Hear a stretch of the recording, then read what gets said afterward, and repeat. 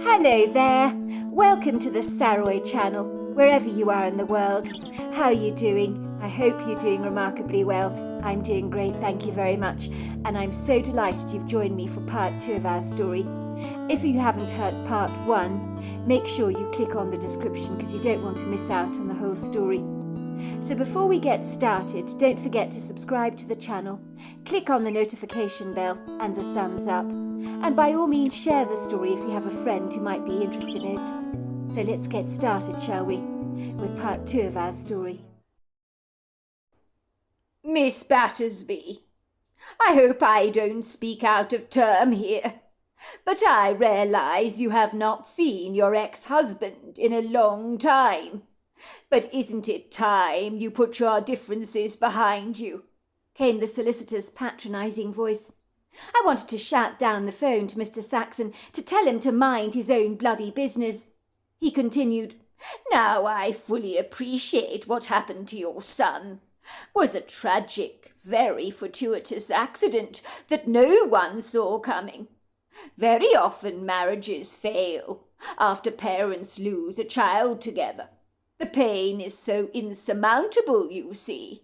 It tears away the glue of their relationship that held them together.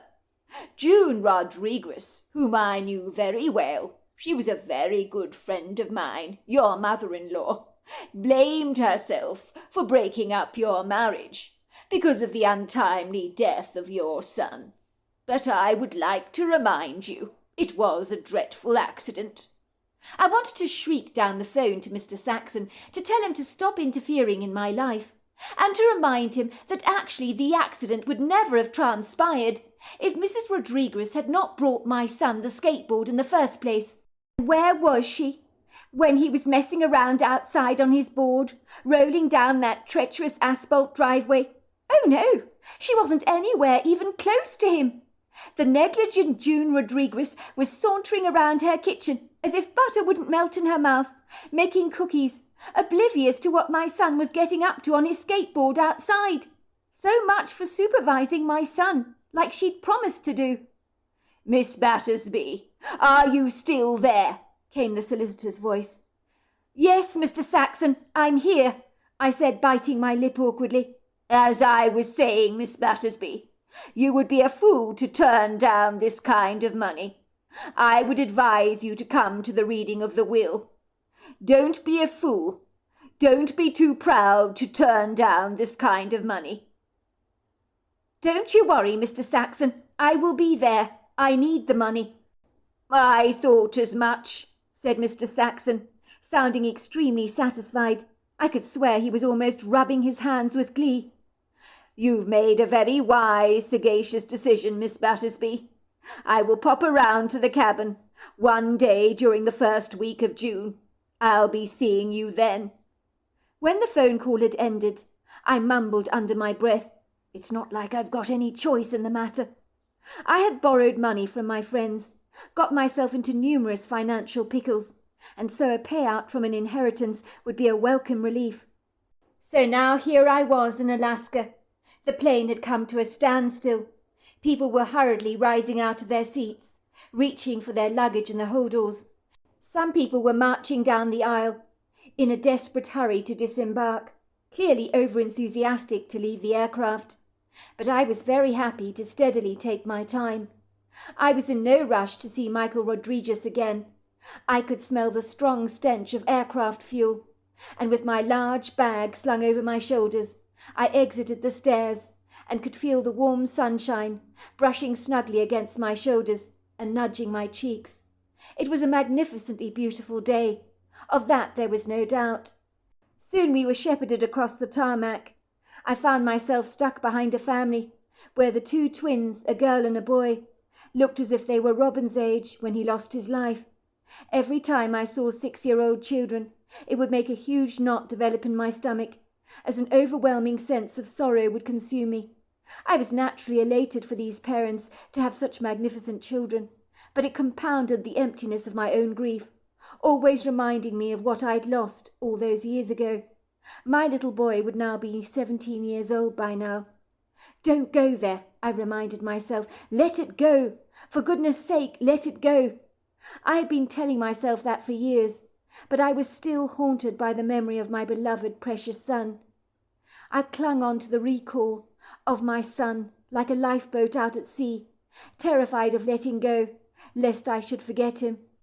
I did not want to forget my son, but with the passing of time, much of my recollections of those happier times were becoming ambiguously vague and were beginning to dwindle. I reached the terminal building and walked through the open glass sliding doors. I shuffled across a marble floor to hear the trill of my cell phone in my purse. I stopped short in my tracks and pulled it out of its leather confinement. There was a text message from Michael on my cell, claiming he was waiting for me in the arrivals hall. The brusque message was so cold and insouciant. Nothing about how he was looking forward to seeing me again after so many years, or how he hoped I'd had a nice flight. But then again, what did I expect? After I had left Alaska, I'd heard from my sister-in-law Sophie about the sorry state of my husband. She had told me not to turn my back on Michael. "He loves you, Sam, and you're just turning your back on him. You can't do this to him. Your son's accident was not his fault." Her words were now ramming into my head like a jackhammer drill. It wasn't his fault. It wasn't his fault. I knew underneath the layers of my denial that Sophie was right, but admitting that it was true was not something that would ever come easily to me. It had been easy to hate June and Michael Rodriguez, and I had found holding on to my grief far less challenging when there was somebody else to blame. I knew that my husband had never remarried, that during the winter he took tourists on sledge rides in Alaska, and during the summer on horse riding trails. My heart was thumping, my breathing ragged, when I arrived at the luggage carousel. In the past, when I waited for my luggage, my suitcase would have always been one of the last on the conveyor belt, but not today. My bright yellow suitcase with its purple locks was distinctive, along with my printed name spread across the suitcase in bold capital letters, Sam. It now came rolling down the carousel. I reluctantly pulled it off the conveyor belt, found a trolley, threw it on the trolley, and made my way to arrivals. As I approached the exit gate, I began to twitch nervously, but I straightened my back, and with a bold mock confidence I walked through the doors, holding my breath and trying to fight back the anxiety that was bubbling up inside me. Through narrowed eyes I squinted in the bright light of the arrivals hall, looking for Michael Rodriguez, but I did not see him. Where was he? That was when I noticed a man with silvery hair, wearing long navy blue chinos and a white golfing shirt, waving at me. Why was this strange man waving at me? Who was he? When I observed him more closely, I realized the man with the silvery hair was in fact my ex-husband. He had changed so much over the years. His black hair had become silver.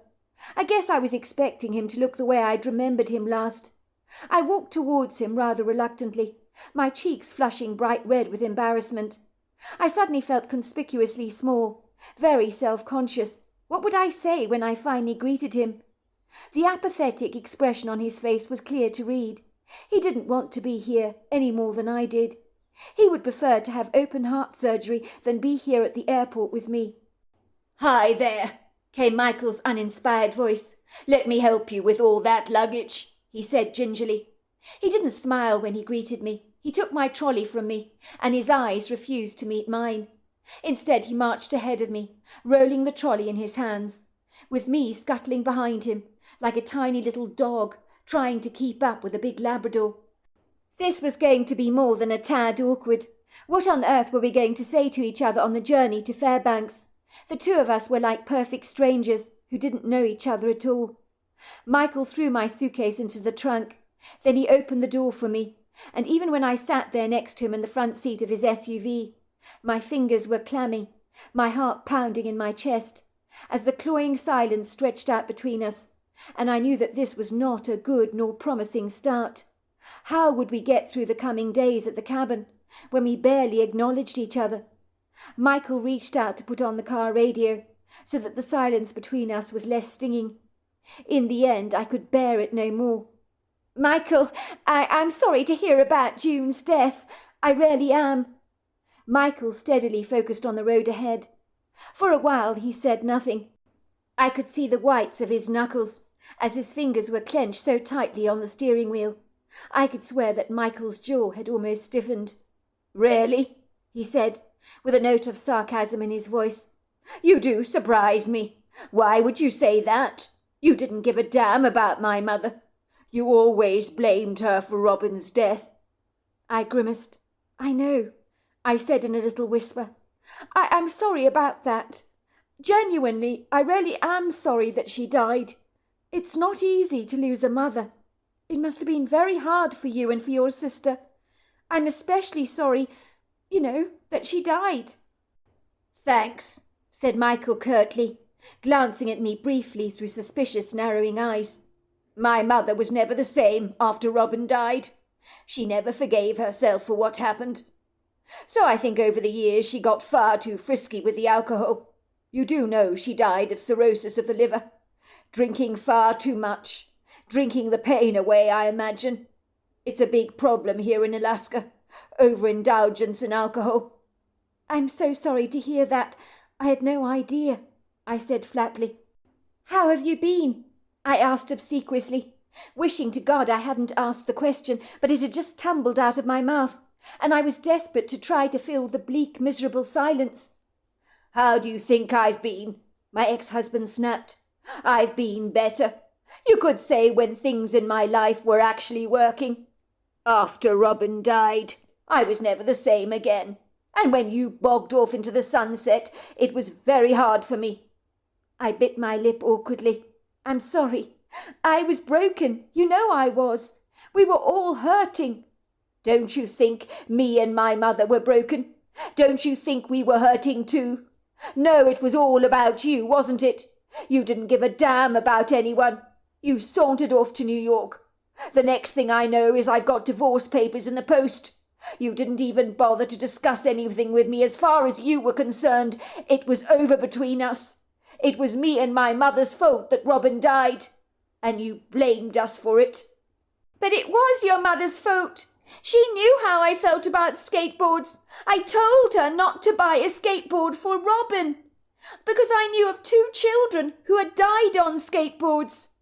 Our child was only 6 years old, for God's sake, but she still insisted on buying him that skateboard," I said, tears spilling down my cheeks that I hurriedly wiped away with the back of my arm. "I told your mother not to buy a skateboard, but would she listen? Oh, no, she wouldn't. So much for the safety gear she brought our son. He wasn't even wearing a helmet when he died.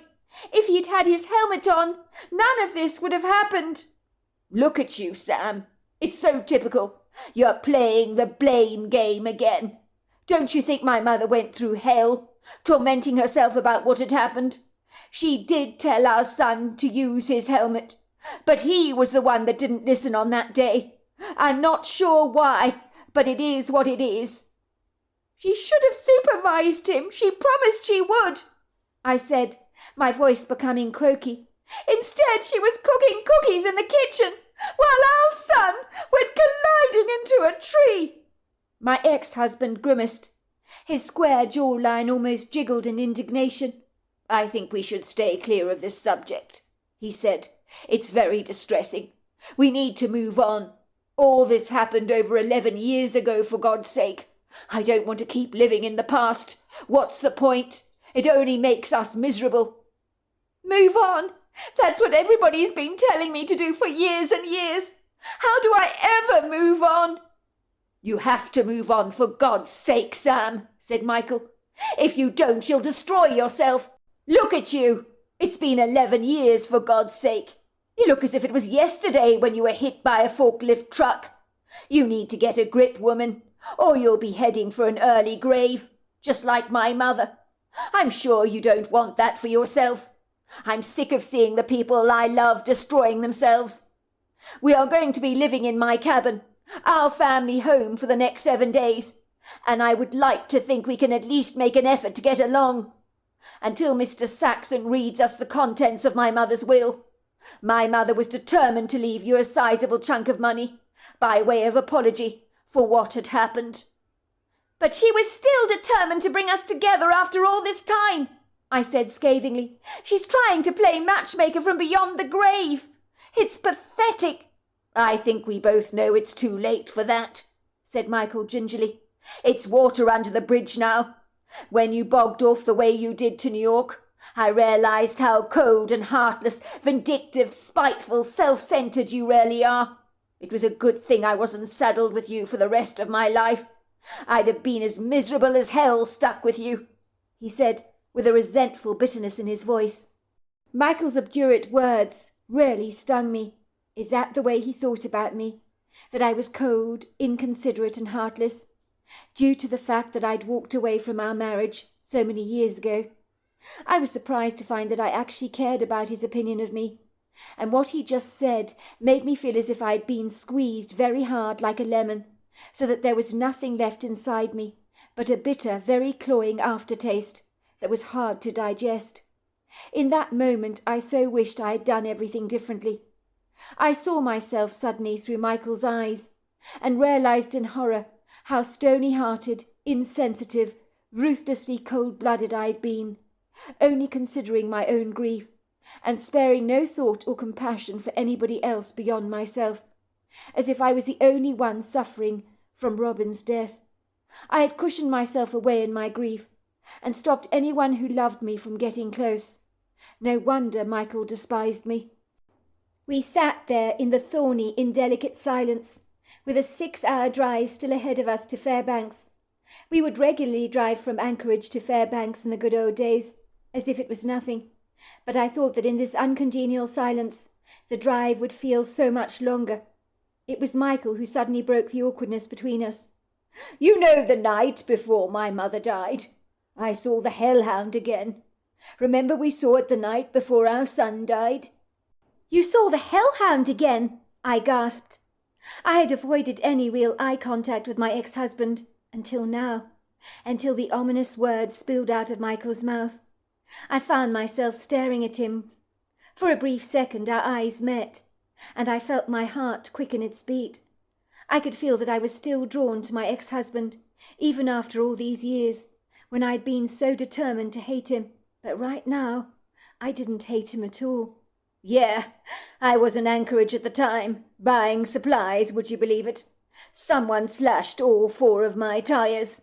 "They what? Why would they do that?"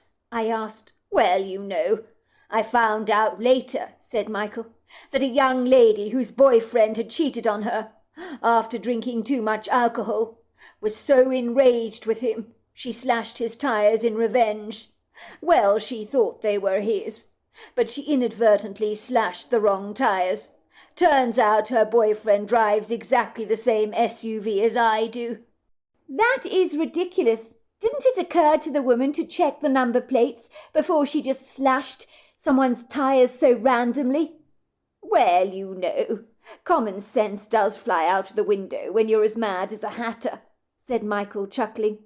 "Needless to say, I had to get 4 new tyres fitted on my car, so I wasn't going anywhere very fast.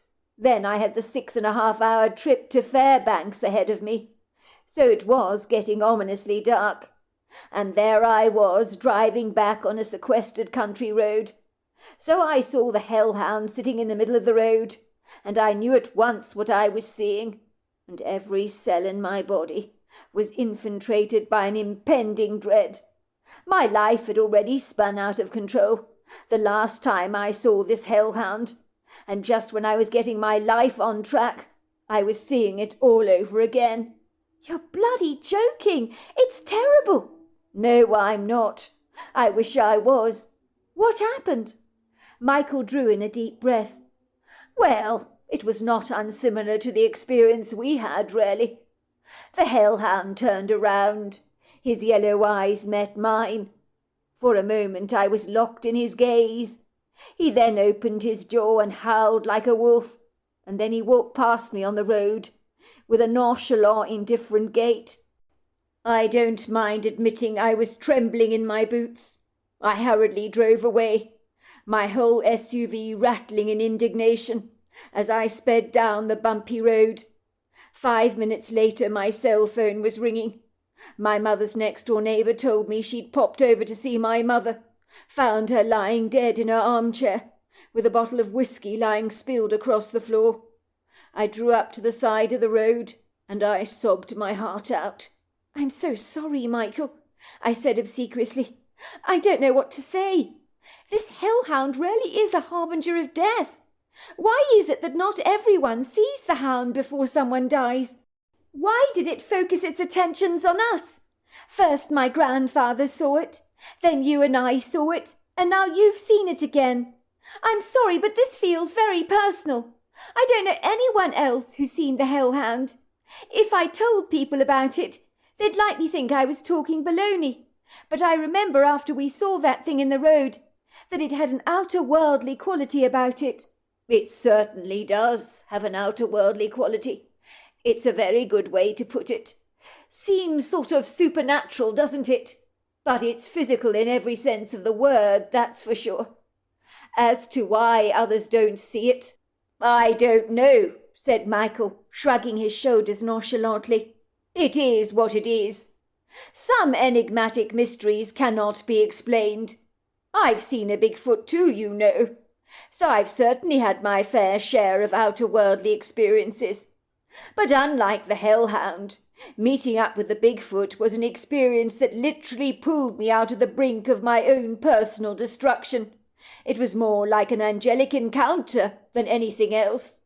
If my mother had had such a positive interaction, maybe she wouldn't have drunk herself into an early grave. You saw a Bigfoot? When did this happen? Let me see. It was shortly after you walked out on me. I was, as you know, a broken man, falling apart at the seams. Not only had I lost my beloved son, but I had lost the woman I loved more than anything else in the entire world. You were my other half. Without you, it was impossible for me to function. I was physically a complete gibbering mess. I hadn't eaten for days. My clothes were hanging off me, as if they were 3 sizes too big for me. I'd lost so much weight. I probably looked as if I belonged to Auschwitz. My bones were hanging out of my flesh like gnarled roots in the ground. It certainly wasn't pretty. I looked like the walking dead. People told me as much, he said, shuddering. I think people said to me things like, "You look awful, Michael. For God's sake, eat something." "I'm sorry," I said. "I didn't mean to break your heart. I was so broken up myself, you see. I think I shut everybody else out. And I know after seeing you and listening to everything you've told me, I realise what an idiot I've been. You're right, I was a cold-hearted fish. I'm so sorry." Michael ignored my apology and continued, I woke up one morning, feeling worse than broken. I was barely coping. I was ravenously hungry, but I'd been refusing myself food. When you're ridden with grief, you don't want to eat. So I was not in a good place physically and emotionally. I was starving hungry, of course, but I just couldn't make myself eat. I'd look at food and just have absolutely no appetite. I decided to take a walk in the woodgrove after someone mentioned to me that some light exercise would likely do me the world of good, and maybe it might inspire me to eat. I felt so weak, like I was going to pass out and faint, but honestly, I didn't care. I had no appetite whatsoever. The food in our refrigerator was off, the milk had gone sour and rancid, the cheese had become mouldy. I hadn't shopped in Fairbanks for anything for ages. There was, of course, canned food in the store cupboard, meat in the freezer, but I ignored all that. I was surprised to hear my husband confess to this, for when my son died, personally I had gravitated towards sweet, sticky stuff to cushion the blows of my grief. But my ex-husband had completely stopped eating. I guess we react to grief in different ways. So there I was, walking in the woodgrove. I barely even remember walking there. I was in such a dwell. I guess I was doing this on autopilot, without thinking. I began to stumble awkwardly through the trees. I remember staggering, as if I was an inebriated drunk, reaching out for a trunk to steady myself. My body broke out into a hot sweat. There were beads of perspiration on my forehead. I was breathing heavily. In that moment, I honestly thought I was having a stroke or a heart attack. I guess the weakness of not eating was finally catching up to me. The next thing I knew, everything began to whirl and spin around me. I became very dizzy and disorientated, and then everything went black. I don't remember anything after that, until I found myself on the forest floor. I was covered with a bear pelt, close to an open, crackling fire, which was lovely and warm. Someone was feeding the flames with firewood. I remember feeling very light-headed when I woke up. It was the middle of the night, early autumn. The temperature had dipped significantly, and for a moment in the ambiguous fog of my weakened state, I lost all sense of my bearings. I was wondering what I was doing in the middle of the woods, how I'd even got there. Then I saw the bullet-shaped silhouette of what I perceived to be an enormous being. It looked humanoid in stature. I could see it clearly under the moonlight. The creature, on sensing that I had woken up, trotted over to me. "And it was a Bigfoot?" I asked. "One and the same," said Michael. I was so disorientated that at first I thought I was hallucinating. Could this 10-foot-tall creature, covered in snow-white hair, even be real? But I was in no doubt what I was seeing. My eyes were not deceiving me. "She had snow-white hair," I gasped. "No, he had snow-white hair," Michael corrected me. "It was a he?" I asked. "No doubt about that at all. He was gargantuan in size, but with such a human, very noble-looking face. He possessed a powerful male energy. Let's just say, next to him, I felt as fragile and small as a paper boat. He claimed to have known me all my life. He'd visited our cabin regularly, had seen how sad I'd recently become. It's not good to be sad, he told me. He then bought some pieces of meat he'd cooked over the flames of the fire. It was deer meat. I was surprised he was using an old barbecue fork for the purpose. When he handed me the meat, it was excellent.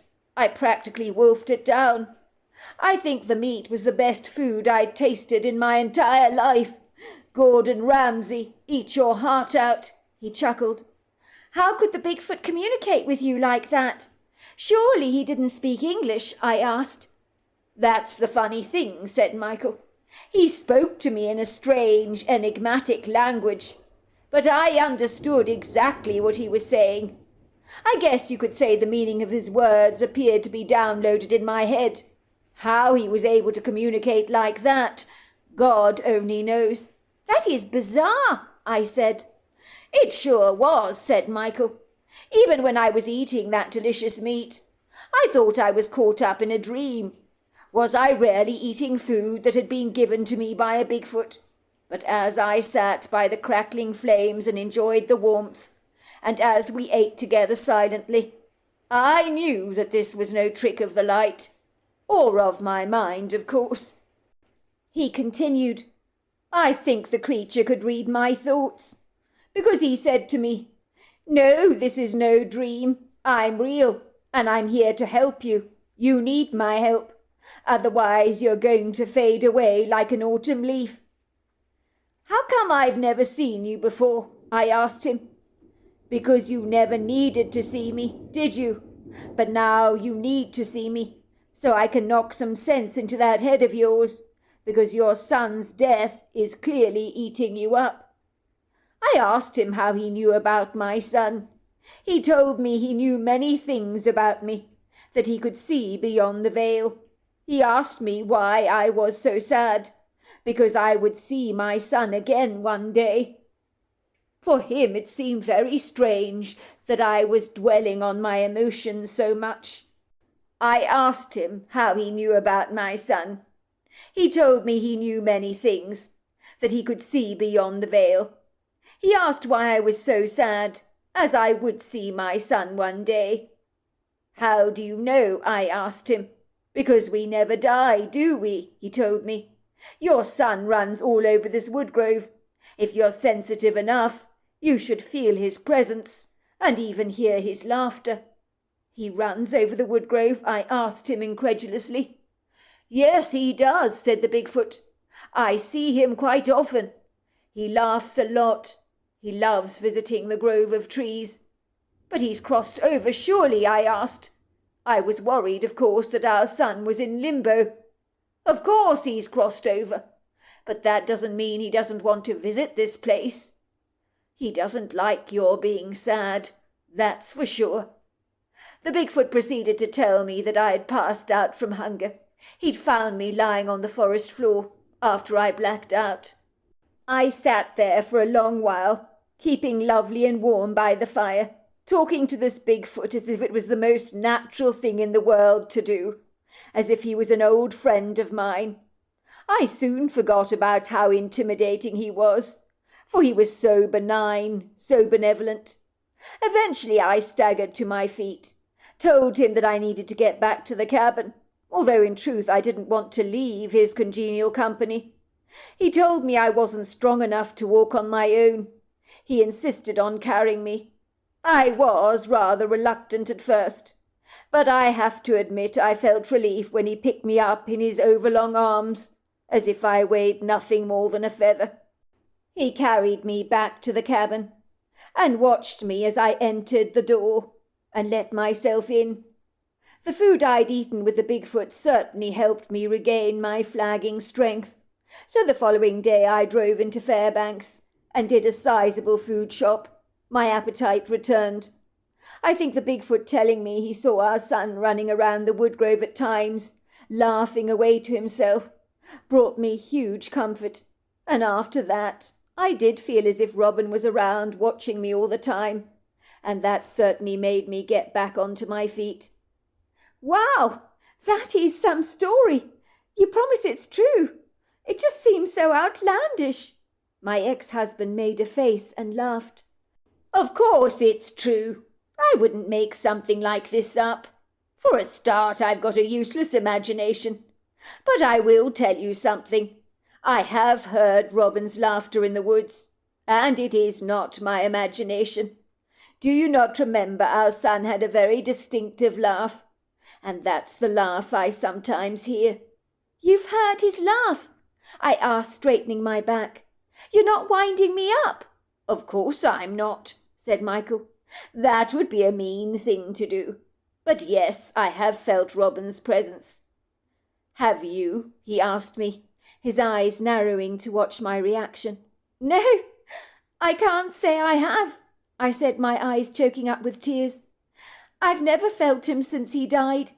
Some people say it's because I'm so full of grief that even if my son was standing right next to me, I wouldn't notice him there."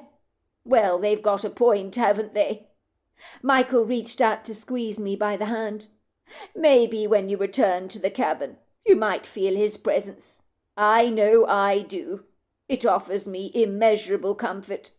Maybe Michael visits the cabin, because this is where he was raised. Remember, he loved those woods." Before long, me and my ex-husband were talking together, as if we'd never been apart, despite a huge gap of 11 years. It felt so natural to be sitting next to him in his car. I found a familiar warmth running through my veins, breaking the cold icicles of my frosty heart. When we arrived at the old wooden cabin, 6.5 hours later, that at one time had been my home, I found the tears of a wistful nostalgia began to spill down my cheeks. It was so good to be back. I felt as if I'd come back home. I tried to wipe the tears away, but I couldn't help myself. "I'm sorry," I blubbered. "I never knew it would feel like this to be back. Please, don't mind me." Michael took me lovingly into his arms, rocking me backwards and forwards, as if I was a baby. It felt so great to be in his arms again. "It'll be all right," he said. And the next thing I knew, we were both kissing, and all the hatred I'd felt for so long just dissipated, and I could swear that as I looked up from Michael's tender embrace, that my son had been there watching us and going, "Yuck." He always said yuck whenever we kissed, and that made me laugh. "I feel him! I think I feel him!" I told Michael. "I feel our son!"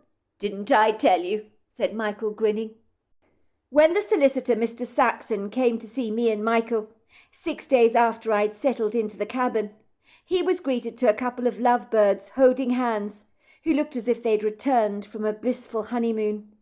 "Hello, Mr. Saxon," I said, greeting him so warmly.